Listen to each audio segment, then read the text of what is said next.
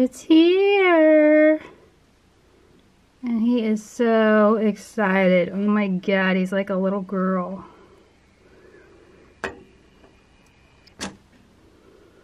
Wearing his cat shirt. My baby, my baby. No, I'm just kidding. He has a right to be excited. I'm feeling deja vu right now. I know. I'm wearing a different shirt. We've already done this video.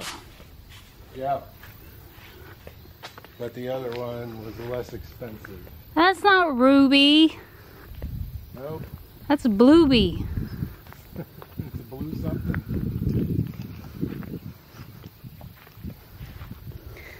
What do we have here, Mr. Byard? It's an LS G3038, I think. That's not what the sticker says. That's the loader. Oh. It's different. That might be substantial enough to pick Yumi up. It lifts 1,600 pounds. So almost Yumi. I think that's actually not including the loader and the bucket. So half a Yumi. no, it'll do 16 like this. This is a joke. Yumi's not really that heavy. Oh, you got a scratch on it already. They took $500 off for that scratch. Did they? No, but that's what we're gonna say.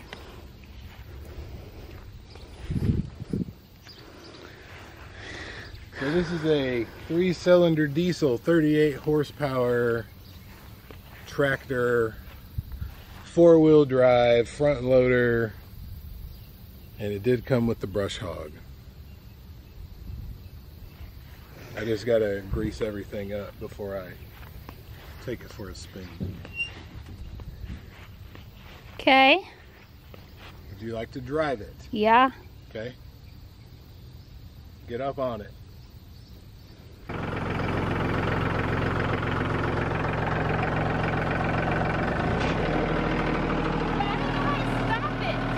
You push the clutch and the brake in.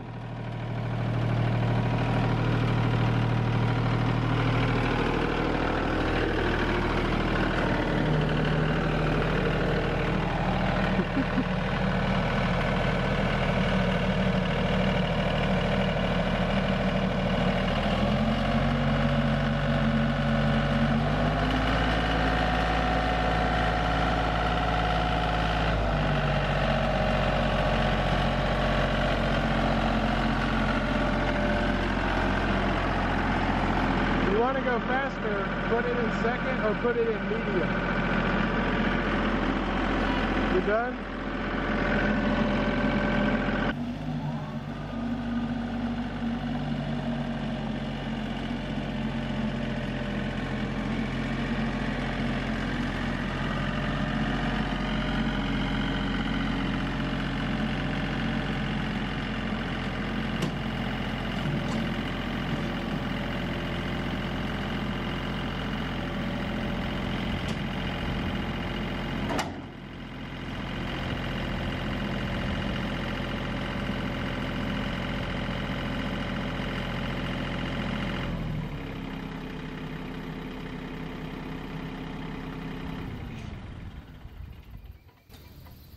All right, get to work.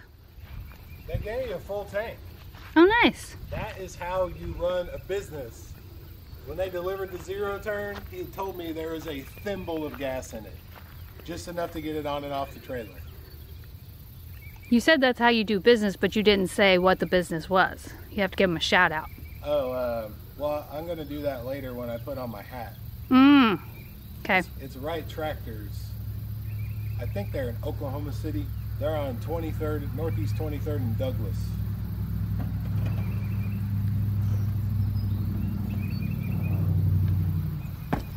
Let's have lunch. What is this behind me?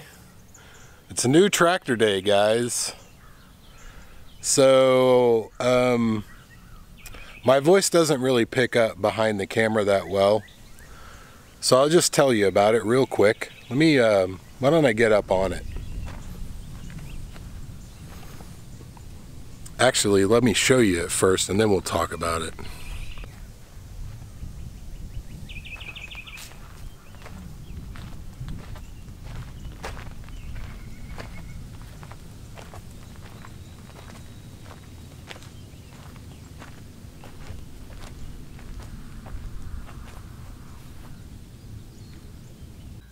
Alright, so this is an LS G3038. It's a 2012 model.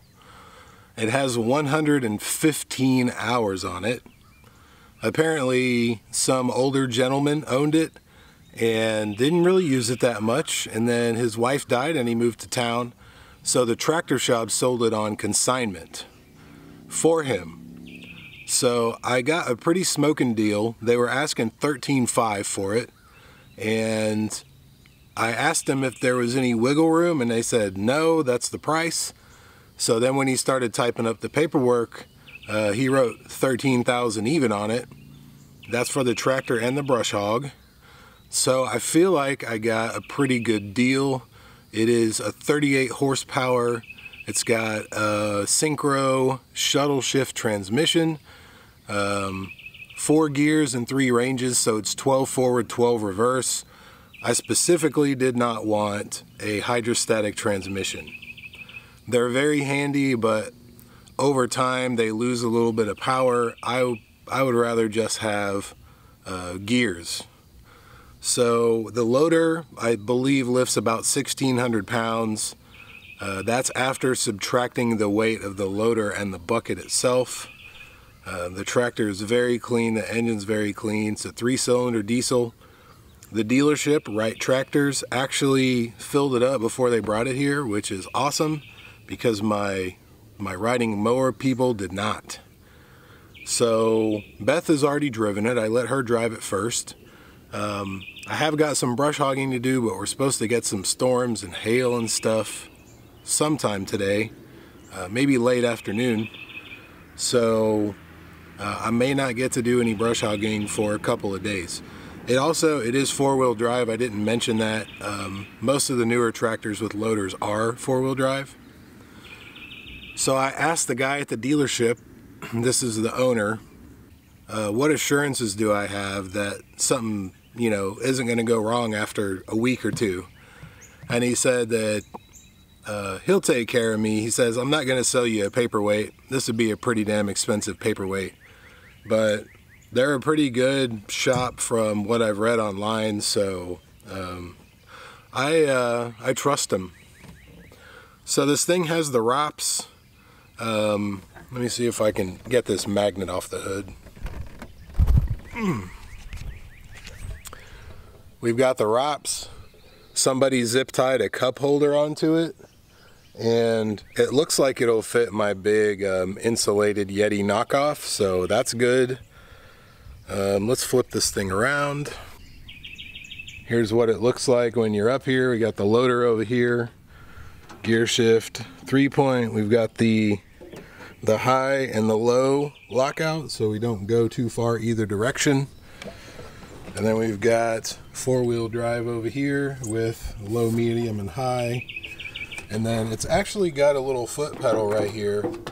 If you're driving and you need a little more juice, you just push this down. It's kind of like an extension of the hand throttle. And let me jump off here.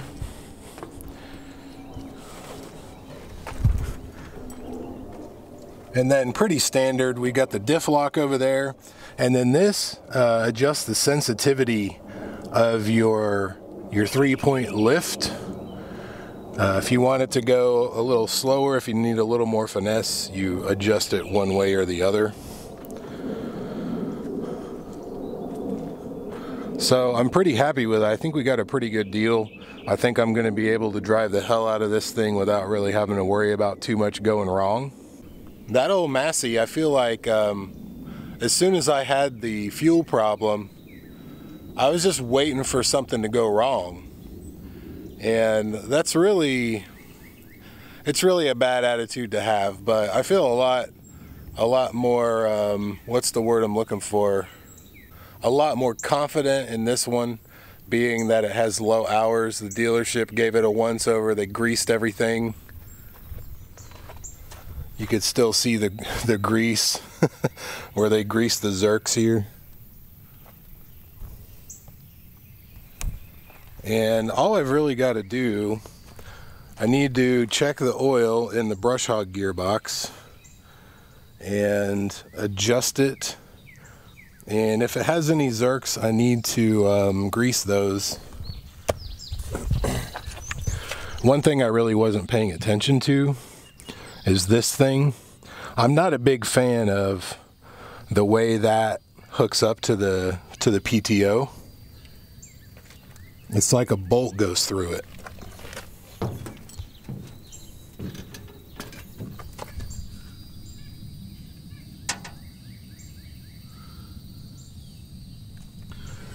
So I'm not a big fan of that. It's on the other end too, on this end, and that's not really going to spin because it's down. But I would rather have, it's actually okay for this end, but the one that hooks up to the PTO over there, it looks like it's going to drop out at any minute. So I might have to look into doing something about that. But other than that, it is all good. I'm going to put the wraps up. I'm going to look into getting a canopy. My first order of business, I got some cash today to find a box blade, potentially this weekend. And I would like to get some pallet forks for the front. It's got the skid steer quick attach.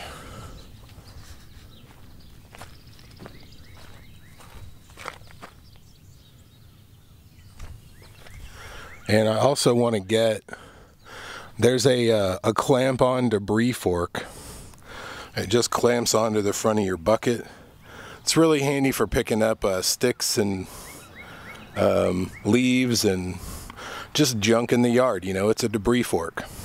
So I've got some brush hogging to do today if the rain holds off for a bit. I might try to get some footage of that. What I'll likely do instead is I'll do like a before and after, because I want to do that whole 5 acres around the pond. So I might magnet the mini camera onto the rocks or something, maybe get some footage of that. So we'll see how that goes. All right, look at this. Cup holder. Oh yeah, I got my hat on too. Sprinkling a little bit, but I'm going to try to I'm going to check the gearbox fluid, oil, and try to brush hog before it really starts raining. Alright, I managed to get the bucket off. It was pretty easy. So when I go to put it back on, I'll make sure to video it because I'm sure I'll mess it up a couple times. I just figured I don't really need a loader blocking my view for brush hogging. So I'm going to do this, and then all the way over there.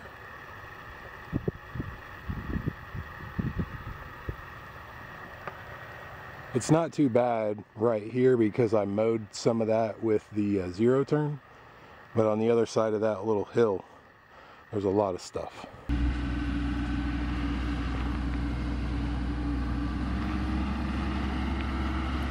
Looks like he's brush hogging.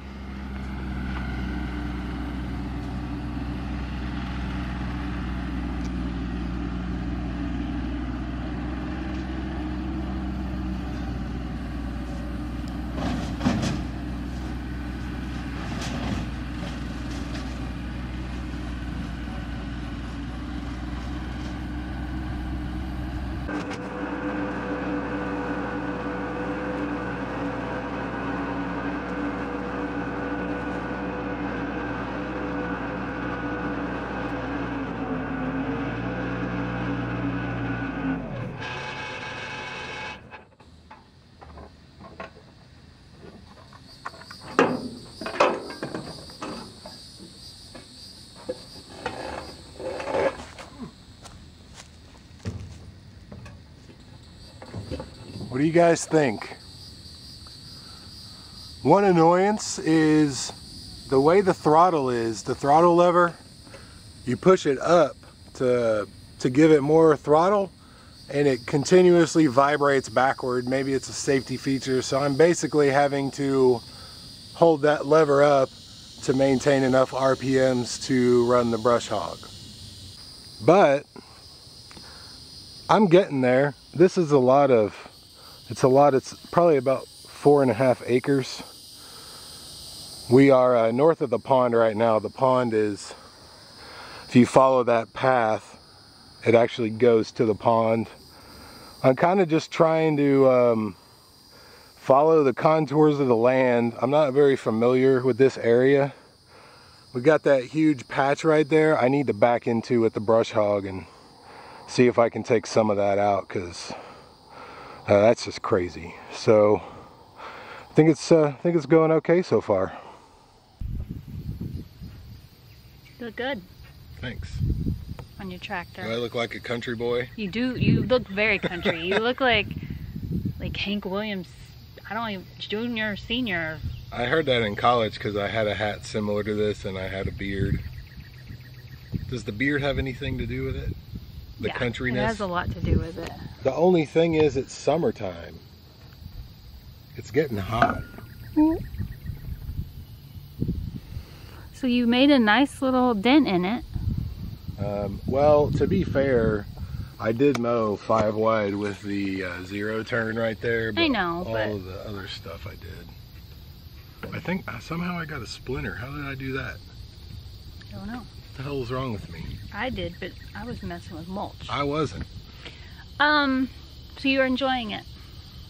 Well, I wouldn't say I'm enjoying it because it's pretty hot. It was supposed to be thunderstorming by now, and it's like a bright sunny day. The breeze is nice in the shade though. Your microphone is probably picking up the breeze. It probably it's gonna sounds sound like like a a hurricane. windstorm, yeah.